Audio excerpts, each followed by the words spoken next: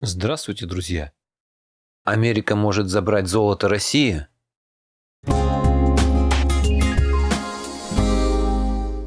На примере Казахстана стало ясно.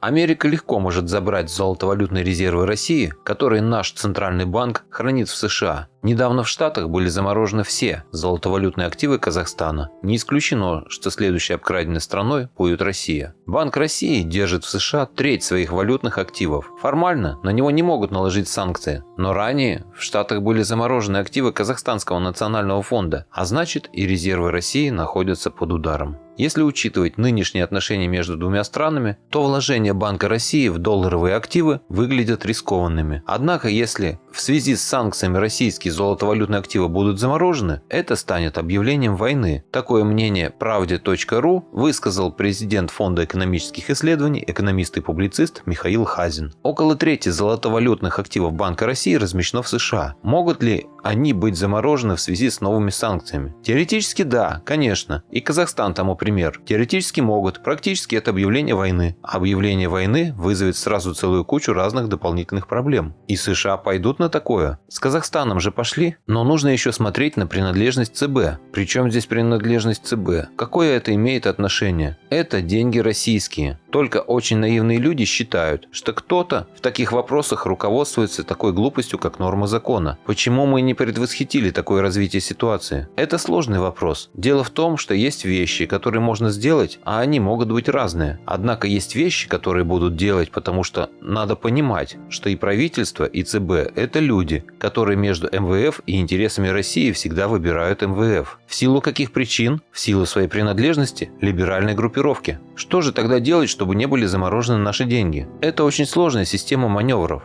Потому что если вы убираете этих людей, грубо говоря, назначаете вместо Набиуллиной Глазьева, вместо Силуанова еще кого-то осмысленного, то это автоматически повлечет за собой этот самый арест. И по этой причине нам очень сложно маневрировать. Но вы считаете, это возможно? Маневрировать? Да, возможно. Более того, вероятность этого растет по мере усложнения ситуации. Чем она сложнее, тем более она раскачана, тем больше возможностей для маневров. Эксперты утверждают, что отказываться полностью от вложений в США нет смысла, потому что этим можно обрушить инверс-трейсинг. Дело в том, что инверс-трейсинг нам нужен для одной единственной вещи, чтобы были иностранные инвестиции. В нашей экономике упор делается на них. Это ошибка, потому что уже понятно, что иностранные инвестиции не набирают объема, необходимого для того, чтобы экономика нормально функционировала. По этой причине надо переходить на внутренние инвестиции, а в этом случае рейтинг играет вспомогательную роль. Вообще, эта система, в которую нас целенаправленно засадили, чтобы мы сделали упор на иностранные инвестиции, а значит нам нужен рейтинг и мы должны соблюдать правила, это так называемая система Вашингтонского консенсуса. Ее придумали специально для бывших социалистических стран. Нас никто не заставлял к ней присоединяться, а сейчас теоретически мы должны из нее постепенно выходить. Для этого нужно, прежде всего, избавиться от либеральной команды на ключевых постах, потому что сама по себе, добровольно, она на это не пойдет. Еще один момент. Буквально в конце прошлого года ЦБ радостно отчитывался о закупках золота. Да, мы постоянно увеличиваем запасы золота. Запасы, которые размещаем в США, зная об опасности санкций, это странно. Уже говорил, у нас сидят люди, для которых интересы МВФ важнее, чем интересы России. Они активно мешают. И в дальнейшем будут активно мешать? Конечно. На самом деле экономика – это продолжение власти. И соответственно ситуация состоит в том, что нам надо максимально маневрировать и готовить почву под обвал. Когда произойдет обвал финансовых рынков, в тот момент можно заняться расчисткой Авгиевых конюшен. Обвал финансовых рынков на Западе автоматически предоставляет нам очень большую свободу. То есть нужно начинать обрушивать фондовые рынки? Тут надо ждать. До тех пор, пока фондовые рынки не рухнули, скорее всего, попытки что-то резко сделать в нашей стране приведут к крайне негативным последствиям. В этом смысле нас держат на крючке. А мы в состоянии обрушить эти рынки? Нет, это абсолютно невозможно. И самое главное, это очень страшно. Условно говоря, это примерно то же самое, что прыгнуть в Ниагарский водопад. Может быть, вы выплывете и все будет хорошо, а может быть и нет. Это тот случай, когда всем страшно и не хочется начинать первым лезть в драку. По этой причине все ждут. А обвал неизбежен? Абсолютно. Существуют разные легенды, например, с учетом выборов, которые будут в этом году в США. Там республиканцы могут потерять большинство, и этот обвал может устроить Трамп. Опять-таки, что значит устроить? Он не может обвалить рынки, тем более, что он их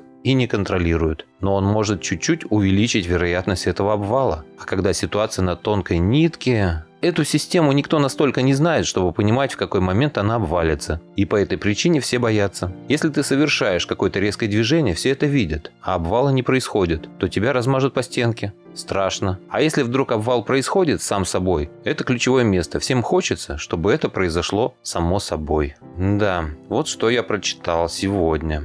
Весьма интересная статья. От себя добавлю, что ни одна страна, которая заботится о своем народе и о своей безопасности, не станет размещать свои богатства в чужой стране. Ведь этим мы делаем богаче чужую страну, а не свою. Наше правительство то и дело рапортует об увеличении золотого запаса России. А оказывается, что наши золотые слитки уплывают в Америку. Значит, фраза «денег нет, но вы держитесь» действительно актуальна. Все наши денежки в Америке. И отправляет их туда Эльвира Набиуллина, глава нашего Центрального банка. Спасибо, что вы были со мной. Приходите еще, будет много интересных статей.